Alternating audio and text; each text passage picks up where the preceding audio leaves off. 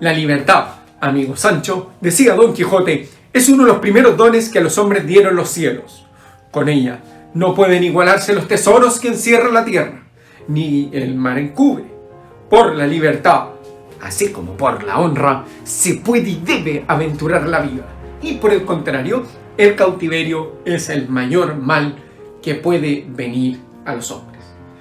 Con esta famosa cita del Quijote, quiero comenzar una serie de videos donde vamos a estudiar la noción de libertad.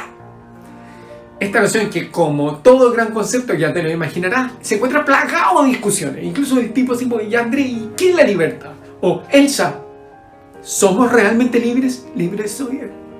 ¿No? Vamos por partes entonces. En este video vamos a ver dos cosas. En un primer momento voy a mostrar el origen en cuanto a principio ontológico y no comienzo temporal, ¿no?, de lo que sería la libertad. Para ello voy a desarrollar la relación que se puede establecer entre la unidad y los grados de ser.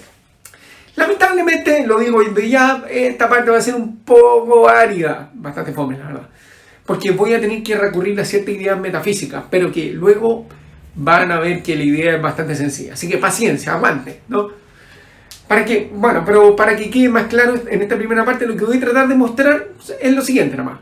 Que ser, la noción de ser, es lo mismo que la noción de uno, y que, por tanto, entre más uno es algo, que hay cosas que son más una que otra, es más, son más. Bueno, y en un segundo momento en este video vamos a estudiar la autopresencia como condición de posibilidad de la autoposesión. Es decir, que esta última condición de la autodeterminación, entonces, de la libertad. Vamos con el primer punto entonces, la relación entre unidad y grado de ser. Si nos fijamos, todo lo que existe, sigma, todo lo que no es sigma, en tanto que existe, decimos que es un X, un pepino, una piedra, etc. O sea, la unidad hace referencia entonces a una cierta indivisibilidad de aquello que existe. Ahora, naturalmente que eso va a depender de la perspectiva que asumamos, porque se podrá hablar de un saco de manzana o de una manzana, ¿cierto? Pero lo que no puede ocurrir es que una cosa sea bajo el mismo respecto y al mismo tiempo una y múltiple. Si decimos esto es una manzana y esto no es una manzana, o es que cambiamos el ángulo de análisis, la perspectiva, o que el juicio es contradictorio, ¿no? Ahora bien, una vez que se capta que algo es, esto es una manzana, ¿no?, se comprende automáticamente el no ser como contradictorio. Es decir, si entiendo que esto es una manzana, simultáneamente comprendo que mi dedo se opone esto a no manzana, ¿cierto? De manera que aparece lo múltiple. Pero no como una simple división de la manzana captada, sino como una separación real respecto a otros, mi dedo. Así, todo lo que es respecto de sí mismo es indiviso, lo cual es expresado con el término uno. De modo que la condición de posibilidad para hablar, por ejemplo, de 5 caballos, es que cada uno de ellos sea indivisamente un caballo. En caso contrario, sería imposible la adición, por ejemplo. Por eso, la unidad es principio de multitud. No puede haber multitud si no hay lo uno. De modo que unidad y multitud son expresiones contrarias, obvio, pero no contradictorias. Porque toda multitud es necesariamente una multitud y además está compuesta de unidades. ¿Se ve? Bien. De modo que uno no añade nada al ser, tan solo niega la división. Si un ser es simple, es uno, y por tanto ello mismo es un ser. Si un ser está compuesto de partes, como esta manzana, ¿no?, en cuanto sus partes no estuvieran unidas, no sería uno, y por lo mismo no sería. Pero una vez que sus partes se juntan, como en el caso de esta manzana, para componerlo, ¿no?, que tiene infinitas partes, ¿no?, surgen al mismo tiempo un ser y una unidad, una manzana. Pero si más tarde, en el caso de la manzana, Dios no lo quiere, ¿no?, sus partes se separan de nuevo, el compuesto pierde ambas cosas. ¿Qué cosa? Unidad y ser. Deja de ser lo que es, ya no hay manzana. Así vemos que ser y uno permanecen y desaparecen juntos. Qué romántico. ¿Ve? Dicho de otra manera, no hay diferencia entre preservar la unidad y preservar el ser de una cosa determinada. Y esta es la razón por la que se afirma que uno se identifica con ser. Así los medievales decían, unum et ens convertuntur. No tengo idea de qué significa eso. Sin embargo, como es obvio, las cosas presentan distintos grados de unidad. Una estrella de mar es más una que una piedra. ¿Por qué uno se preguntará? Bueno, porque sus partes, las de la estrella de mar, se encuentran más articuladas en un todo. Las partes se organizan respecto a ese todo. En cambio, en la piedra hay sencillamente una yuxtaposición de partes. ¿Se ve? Y a su vez, por ejemplo, una bacteria es menos una que un perro. Por lo tanto, es menos. ¿En qué sentido? Bueno, le tiene mal a las bacterias. Mire, porque las bacterias pueden reproducirse por bipartición y el perro no. Y así podemos establecer una relación entre los grados de unidad y grados de ser que, de modo grueso, podemos dividir entre minerales, vegetales, seres sensibles, seres intelectuales.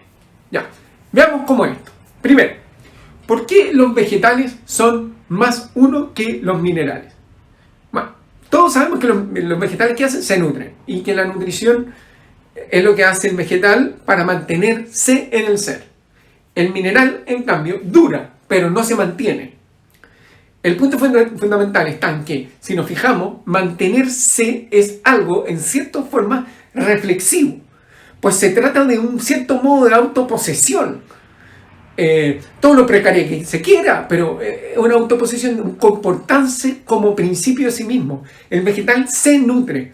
El mineral, en cambio, el mantenimiento en el ser no constituye una necesidad. No tiene la necesidad de mantenerse. ¿Sí?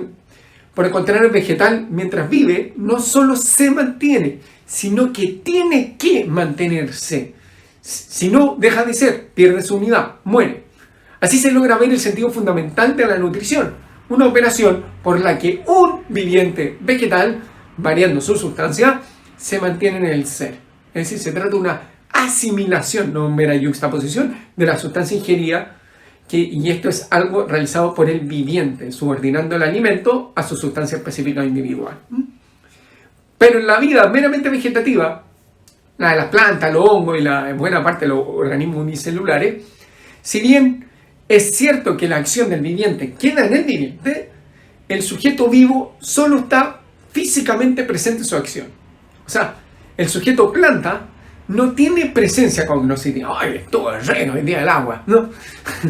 Lo que va a dar a luz un nuevo grado de unidad, que es el de ¿qué? El de la vida sensitiva. Un siguiente nivel. O sea, los seres que se incluyen dentro de la vida sensitiva, los animales, tienen un conocimiento perceptivo y también tienen un cierto grado de conciencia de sí mismos. ¿Por qué? Porque hay cosas que los animales desean y otras que no. Unas que temen y otras que no. Unas que conocen y otras que no. Y así sucesivamente. Es decir, alcanzan un cierto grado de unificación superior los seres sensibles. Un cierto conocimiento de sí mismo que lo orienta sobre la adecuación o inconveniencia de cierto estímulo. Pero, ya, y ese es el segundo nivel. Pero, ¿en qué se diferencia los que pertenecen a la vida sensitiva, los seres sensitivos, y los intelectivos? Como decíamos, con la vida animal se alcanza un primer nivel de presencia del sujeto de sí mismo. Sin embargo, esta conciencia no es completamente reflexiva. El animal se aprehende a sí mismo en un nivel puramente fenoménico. Ve, pero no ve que ve. Siente, pero sin saber que siente. Disfruta, pero no sabe que disfruta. O sea, conoce, pero no conoce que conoce. Quiere, pero no puede querer o no querer lo que quiere. O sea, la conciencia de los seres intelectuales, en cambio, es capaz de alcanzar el nivel reflexivo de la autoconciencia, lo que los latinos llaman reditio completa. ¿Por qué? Porque hace presente el sujeto a sí mismo, no solo en su aparecer, sino en su realidad, con lo que la pregunta acerca del ser de las cosas es también, y de modo simultáneo, una pregunta acerca de sí mismo. La persona humana, va a decir un filósofo alemán de un modo muy críptico pero interesante, es un Dasein, es decir, un ser que está en el Da, en el Ahí del Sein, del ser. Es decir, un ser al que le comparece él y su ser. Es decir, se trata de una entidad que interroga la realidad y se interroga acerca de sí mismo. Un ser que puede decir yo. Soy yo el que conozco X. Soy yo el que quiere Y. Soy yo el que teme Z. Es decir, se trata de un viviente consciente, no solo de su entorno, sino de su relación con su entorno. Y esto tal así que puede adoptar una actitud frente a sus estados conscientes. Los seres intelectuales pueden desear, no desear aquello que desean. La pregunta es que lo tenemos que hacer es, ¿y cómo debe ser la estructura óntica de estos seres que les permita hacer eso? Si nos fijamos, uno no puede señalarse a sí mismo con el dedo. ¿Por qué? Porque yo también soy mi dedo. Porque uno es su dedo. En consecuencia, para esta autopresencia debe consistir en una entidad que sea capaz de verse y tenerse a sí misma. Una autopresencia. Lo que indica un cierto grado de inmaterialidad. Pues se produce ¿qué?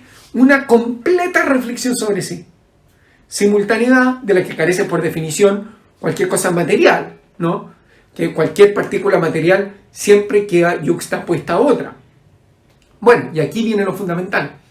Obviamente, la autopresencia indica un grado superior de unidad, y en este sentido de ser. Pero además, se presenta como la condición de posibilidad de ¿qué? De la autoposición, porque me puedo ver a mí mismo. En la medida que me conozco, puedo poseerme. Y esta va a ser la raíz de la capacidad de la autodeterminación, es decir, de la libertad. De manera que no es porque sea libre los seres intelectuales que reflexionan sobre sí, sino al revés. Es una entidad que vuelve sobre sí lo que le permite autodeterminarse. Por eso es que si alguien, por ejemplo, dijera que no es libre, cae en una contradicción, porque debe tener autopresencia, conocimiento de sí, para poder decir yo no soy libre. ¿Se fijan? Así, siguiendo a Hegel, este famoso filósofo alemán, podemos decir que la libertad es el conocimiento de la necesidad. ¿Por qué? Porque la libertad, no comparece cuando el sujeto comienza a ser. Lo contrario implicaría que puede ser causa de sí mismo absolutamente, ¿no? Sino en un segundo momento comparece, cuando se conoce a sí mismo. Es decir, el ser le es dado y puede ser asumido por ese sujeto, una vez que es conocido. ¿En qué sentido le es dado y se conoce esa necesidad? En que nacemos con una serie de componentes, ¿no? Genéticos, cognitivos, sociales, físicos, que impiden y nos damos cuenta de eso fácilmente, que nuestra capacidad de autodeterminación sea absoluta. Así la asumimos eso. Es, por decirlo así, eso con lo que nacemos, un material del que uno se puede determinar. Lo importante es este conocimiento y posesión original, ciertamente no absoluto, va a indicar un grado de unidad superior a las demás entidades que hemos analizado, los minerales, vegetales y animales. Y por tanto, un grado superior de ser. Y a esa autoposesión se le denomina libertad fundamental, pues constituye el fundamento de posteriores manifestaciones de esta propiedad, el elegir, por ejemplo. En el siguiente video vamos a estudiar dos de esas manifestaciones, la angustia y el libre albedrío. Hasta entonces y muchas gracias.